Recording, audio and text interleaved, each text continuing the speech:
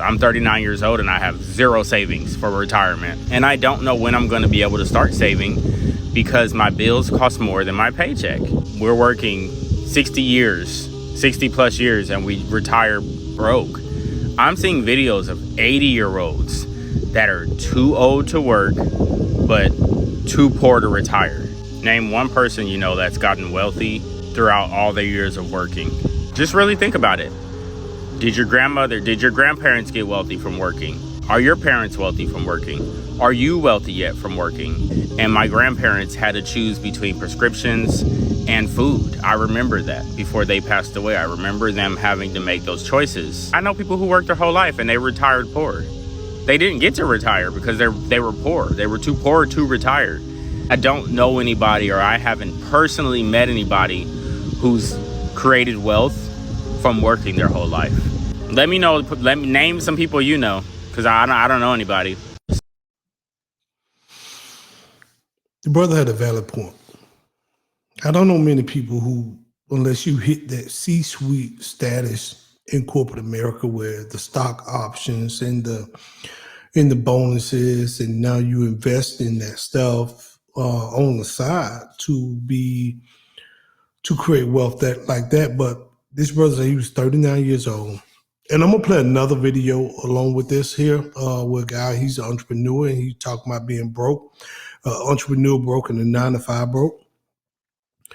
But this brother, he is 39 years old. He said he don't have nothing for savings. And I know a lot of people will come out and the first thing they will say is, well, you need to get a better job. Not everybody can go out and get a better job. Not everybody have the skill set or the degrees, and sometimes you can have the college degrees and still can't get a job in your field to make money. You know what I mean? It just, sometimes it's the luck of the draw. It's about who you know, not what you know, in a lot of situations, especially like right now. This brother here, and who knows what his bills are, you know what I mean? But I do tell everybody, man, right now, it's time to develop that hustle. Gotta have that side hustle where you can stack some money, put some stuff to the side, because the bills are outrageous, man. We always talk about this on the show. The mortgages, the apartment, $1,500 and up, mortgages, $1,500. If you got a mortgage right now, and I'm not talking about, because your mortgage could be $1,200, but then when they add the PMI, the property tax, homeowners insurance, your escrow, that could take your stuff up to another $1,000 easily. But I'm talking about if you paying everything, your mortgage, property insurance, homeowners insurance, and possibly PMI, if you're paying all that and your mortgage is less than $1,500 a month, you're doing well.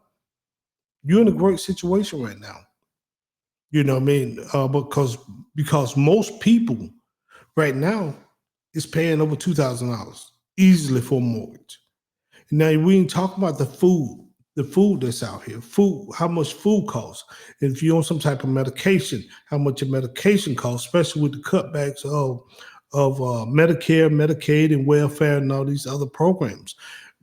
With the cutback. So now I know I have a family member, and I don't want to put their business out there, so I won't get their name, but I heard their medicine, after these cuts to Medicaid and Medicare, their medicine gonna cost them about $1,700 a month.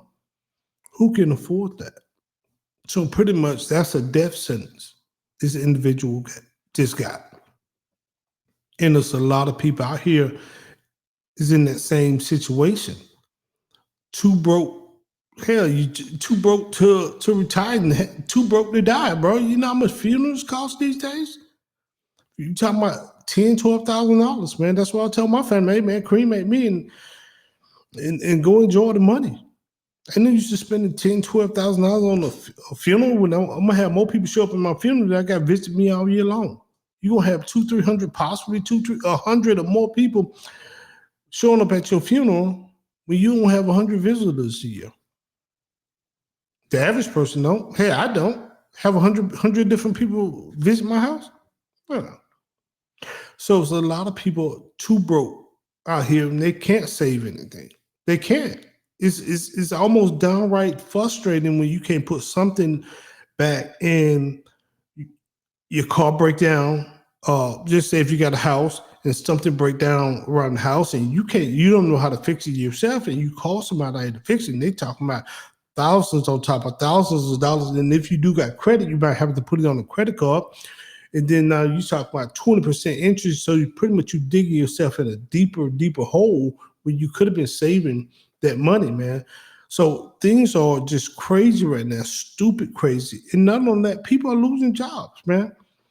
You see the corporations, they're cutting 10,000. Some people say, oh, we're going to cut 10% of our workforce and 5% of this staff. And people, it's losing jobs across the board, man. So it is getting really hard. That's why I tell people, find that hustle, find that person you might have to tribe up with. If those who don't know what I mean when I say tribe up with, that means you might have to move in with somebody. It might be multi-families living under one roof right now.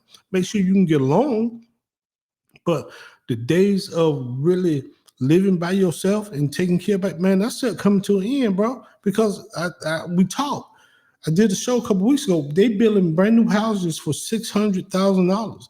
You know how much you have to make, you know what I mean, annually to qualify for a $600,000 house? You at least need a $175,000 household, and the average medium household today is $71,000. So you're $100,000 lower than what it's gonna cost you to buy some of these brand new houses that's out here on the market. It's crazy, man. It's ridiculous. So yeah, a lot of people are too broke, bro. Too broke to retire, and they don't see savings. And I tell a lot of people, I do tell a lot of people at this particular point, well, you just do the best you can right now. It's a struggle out here. Everybody's hurting.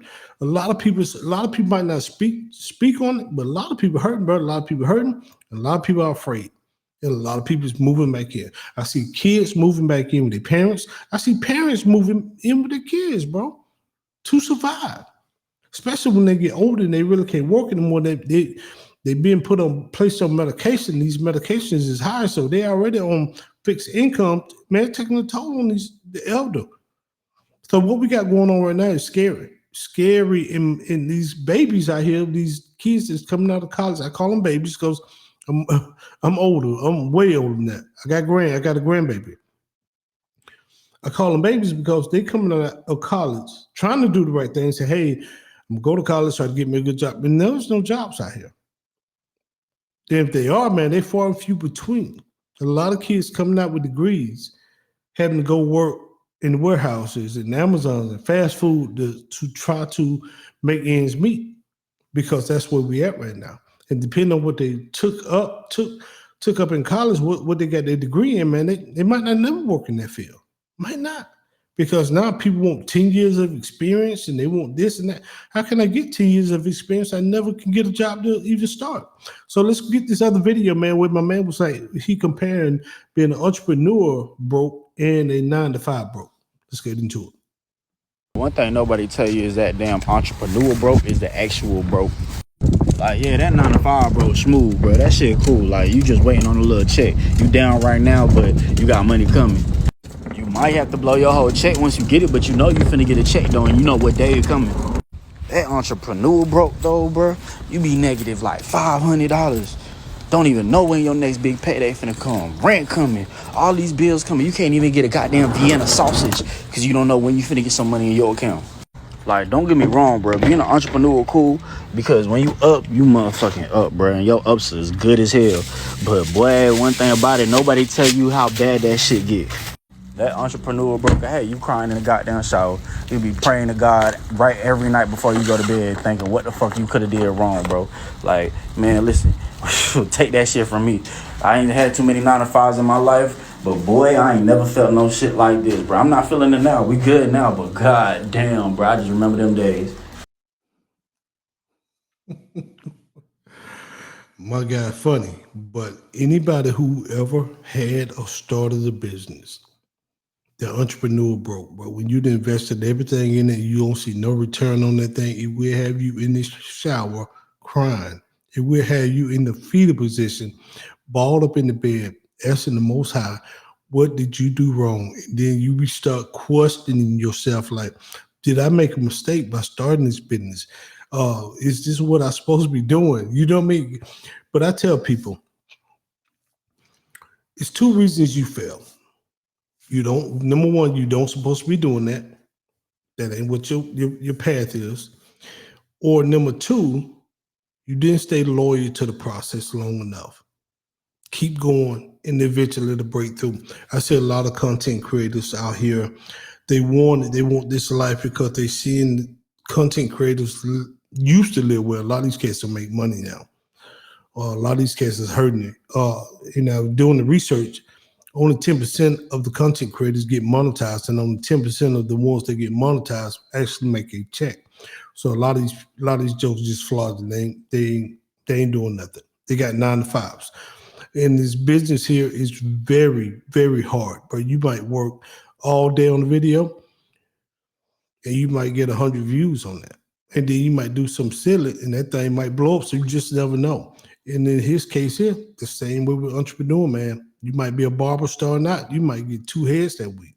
But then when you get known, you might be doing 2 heads an hour. You might be rolling. So yeah, it's a major, major difference with being broke and entrepreneur broke. But with that said, man, tribe up, get your side hustle, stack much money when you can, especially when you're up, stack it up. Don't go blow it. Who need rims? Who need all these crazy fashion stuff? And get your paper together, because when we come in, we got to be able to survive one another. With that said, maybe Yashrael. Until next time, shalom.